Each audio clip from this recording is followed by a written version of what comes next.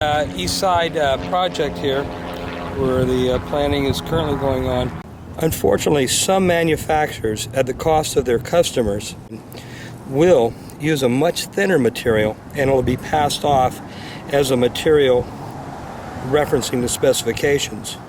This material, for instance, doesn't even meet its own specifications. Some new polyethylene barrier claim, these their brochure claims it's a 40 thousandths material. However, the process it takes to make this material, when you start out with material that's already 40 or less, the results are it's going to be much less than what your specifications call out. Your specification should hold up to what your spec sheets are. We're going to take our micrometer here and we're going to zero it out, and we're going to check the thickness of this material.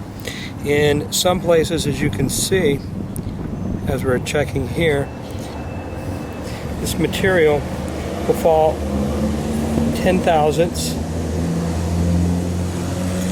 14 thousandths, and right where the bends are, where it's critical as far as the stability of the product line, will fall about 5 thousandths in thickness.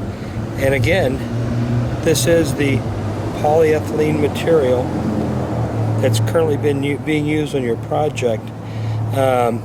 Most manufacturers, when this material would be received on your project, it would be returned at the cost of the manufacturer.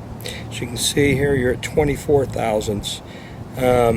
Even checking the outer wall, which is the thickest portion of this material, we're falling about 34 thousandths, as you can see here. And the critical areas where the installation can be a problem would be here and here.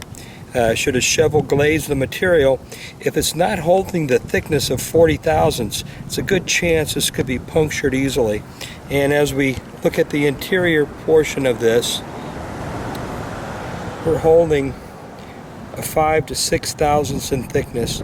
This is just a little thicker than a sheet of paper. Stuff like this is very questionable for a root barrier product line. With the material being this off spec, it would be the responsibility of the manufacturer to remove the material on the job site.